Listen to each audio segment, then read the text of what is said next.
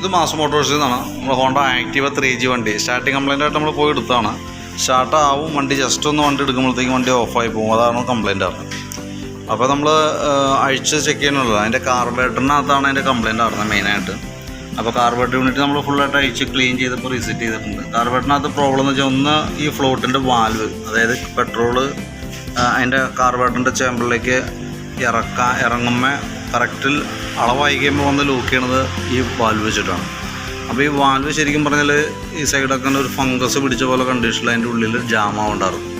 അപ്പോൾ അത് കാരണം നമുക്കിതൊന്ന് മാറ്റിയിടേണ്ടി വന്നിട്ടുണ്ട്. വളരെ ചെറിയൊരു റേറ്റാണ്, പക്ഷെ അത് നമുക്കൊന്ന് മാറ്റിയിടേണ്ടി വന്നിട്ടുണ്ട്. കാരണം പിന്നെ അതേപോലെ തന്നെ ഈ സ്ലോ ജെറ്റ് കാർബറേറ്ററിൽ പറഞ്ഞ ഒരു ജെറ്റും പ്രോബ്ലം ആയിരുന്നു. അപ്പോൾ ഈ ജെറ്റിൻ്റെ കംപ്ലയിൻറ്റ് കൊണ്ട് എന്ത് പറ്റുമെന്ന് വെച്ചാൽ പെട്രോൾ കൂടുതൽ എഞ്ചിൻ ഹെഡിലേക്ക് കയറി ചെല്ലാം.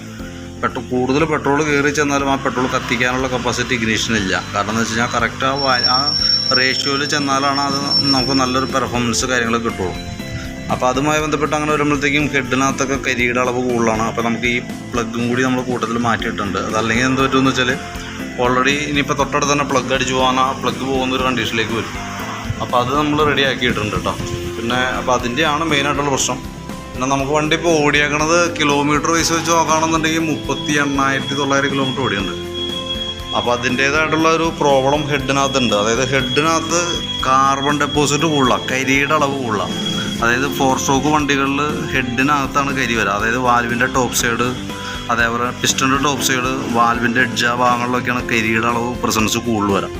അത് സാധാരണ നമുക്കൊരളവിൽ കൂടുതൽ വന്നു കഴിഞ്ഞ് കഴിഞ്ഞാൽ നമ്മളത് അഴിച്ച് ഫുള്ള് ക്ലീൻ ചെയ്ത് റീസെറ്റ് ചെയ്യേണ്ടത് അത്യാവശ്യമാണ്. അത് നോർമൽ കമ്പനി പറയുന്നതും പ്രകാരം വെച്ച് നോക്കുമ്പോൾ നമുക്കൊരു 20,000-നും 30,000-നും ഇടയിലാണ് സാധാരണ ചെയ്യേണ്ടി വരാറ്. നമ്മളുടെ ഇവിടുത്തെ ഒരു ഇത് വെച്ച് നോക്കുമ്പോൾ ഒരു 25,000 തുടങ്ങി 30,000 കിലോമീറ്ററിൽ സാധാരണ ചെയ്യേണ്ടി വരാറുണ്ട്. ഇപ്പം ആ കംപ്ലയിൻറ്റിൻ്റേതായിട്ടുള്ള ലക്ഷണങ്ങൾ ഓൾറെഡി കാണിക്കുന്നുണ്ട്. ഇപ്പം നിലവിൽ കംപ്ലയിൻ്റൊക്കെ റെഡി ആയിട്ടുണ്ട്, വേറെ പ്രോബ്ലം ഒന്നുമില്ല. അപ്പോൾ അതിൻ്റെ കരിയുടെ പ്രശ്നം ഉണ്ടെങ്കിൽ സാധാരണ കാണിക്കാതെ ഞാൻ ഐഡിലിങ് കറക്റ്റായിട്ട് നിൽക്കില്ല, സ്ലോ സ്പീഡ് കയറി ഇറങ്ങി നിൽക്കും. നമ്മളിപ്പോൾ സെറ്റ് ചെയ്താലും കൃത്യമായിട്ട് വരില്ല. അതിൻ്റെ ഉള്ളിൽ വന്ന വാൽവിൻ്റെ ആ കരിയുടെ അളവിൻ്റെ അനുസരിച്ചിട്ട് ചിലപ്പോൾ വെച്ചിട്ട് കൂടുതൽ നിൽക്കും, ചിലപ്പോൾ വെച്ചിട്ട് കുറഞ്ഞ് നിൽക്കും. ആ ഒരു കണ്ടീഷനിലൊക്കെ നിൽക്കും കറക്റ്റായിട്ട്. അപ്പോൾ ആ ഒരു പ്രോബ്ലം നിലവിൽ വണ്ടിക്ക് ഓൾറെഡി ഉണ്ട്. നമുക്ക് ഈ പറഞ്ഞിരുന്ന കംപ്ലയിൻറ്റ് ഇപ്പോൾ ഇതുമ്പോൾ തീർന്നുള്ളൂ, വേറെ പ്രശ്നമൊന്നുമില്ല. പക്ഷേ അങ്ങനെ ഒരു കംപ്ലയിൻറ്റ് ഇതുമ്പോൾ ഉണ്ട്, അതൊന്ന് ശ്രദ്ധിക്കാൻ വേണ്ടി ഞാൻ പറഞ്ഞെന്നുള്ളൂ. പിന്നെ നമുക്ക് വണ്ടി വരുമ്പോൾ സെൽഫ് എടുക്കണുണ്ടായില്ല. അപ്പോൾ സെൽഫിൻ്റെ കേസ് നമ്മൾ ചെക്ക് ചെയ്ത് നോക്കുന്നുണ്ട്. അപ്പോൾ ബാറ്ററി ചെക്ക് ചെയ്യുമ്പോൾ ഉണ്ടല്ലോ, ബാറ്ററി ചെക്ക് ചെയ്യുമ്പോൾ നമുക്ക് 2019 മോഡലാണ് ബാറ്ററി ഇരിക്കണേ. 2019 മോഡൽ ആമറോണിൻ്റെ ബാറ്ററിയാണ് നമുക്ക് ഇരിക്കണേ. 12 വോൾട്ടും 4 ആംപിയറുള്ള ബാറ്ററിയാണ്. അപ്പോൾ നമ്മൾ ബാറ്ററി കൂടി ഒന്ന് ചെക്ക് ചെയ്യുന്നുണ്ട്. ബാറ്ററി ചെക്ക് ചെയ്യുമ്പോൾ നമുക്ക് അതിൻ്റെ വോൾട്ട് കാണിക്കുന്നത് 12.86 വരെ കാണിക്കുന്നുണ്ട് വോൾട്ട്. പിന്നെ ബാറ്ററി ടെസ്റ്റ് മോഡിലേക്ക് വിടുമ്പോൾ ഉണ്ടല്ലോ, ടെസ്റ്റിലേക്ക് കൊടുക്കുമ്പോൾ ഓൾറെഡി ബാറ്ററിയുടെ കംപ്ലൈൻ്റ് ആയിട്ട് കാണിക്കും. അപ്പം നമ്മളൊന്ന് കഴിച്ച് ചാർജിലൊക്കെ ഇട്ടു റീസെറ്റ് ചെയ്തു. ഇപ്പോൾ സെൽഫൊക്കെ വർക്ക് ചെയ്യുന്നുണ്ട്, ഇപ്പോൾ സെൽഫൊക്കെ എടുക്കുന്നുണ്ട്, പ്രശ്നമൊന്നുമില്ല. പക്ഷെ എന്നാൽ പോലും നമുക്ക് ഓൾറെഡി വാല്യൂസ് ഇങ്ങനെ കാണിക്കുന്നത് കൊണ്ട് തന്നെ തൊട്ടടുത്ത് തന്നെ നമുക്ക് സെൽഫിൻ്റെ കംപ്ലയിൻറ്റ് കാണിക്കും. സെൽഫ് എടുക്കാനായിട്ടുള്ളൊരു ബുദ്ധിമുട്ട് കാണിക്കും. അത് ബാറ്ററിയുടെ ആണ്. അപ്പോൾ ഇപ്പോൾ വേണമെങ്കിൽ കൂട്ടത്തിൽ നമുക്കത് മാറ്റണമെങ്കിൽ മാറ്റാം, അതല്ലെങ്കിൽ നമുക്ക് കംപ്ലയിൻറ്റ് കൂടുതലായിട്ട് കാണിച്ചിട്ട് മാറ്റിയാലും മതി. അങ്ങനെ വേണമെങ്കിലും ചെയ്യാം.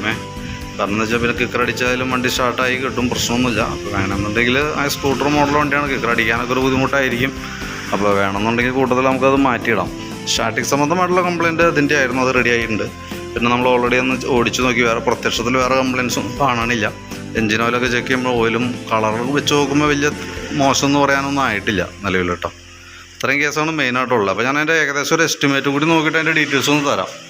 ബാറ്ററി നമ്മൾ എസ്റ്റിമേറ്റിൽ പെടുത്തുന്നില്ല. ബാറ്ററി മാറ്റേണ്ടതുണ്ടെങ്കിൽ ഒന്ന് പറയുകയാണെന്നുണ്ടെങ്കിൽ അതിൻ്റെയും കൂടിയും ഒരു എസ്റ്റിമേറ്റ് ആക്കിയിട്ട് അതിൻ്റെ ഡീറ്റെയിൽസും കൂടി പറയാം നമുക്ക് കേട്ടോ. അപ്പോൾ ഞാൻ അതിൻ്റെ ഡീറ്റെയിൽസ് ഒന്ന് വാട്സാപ്പിലേക്ക് സെൻഡ് ചെയ്തേക്കാം. ഓക്കെ.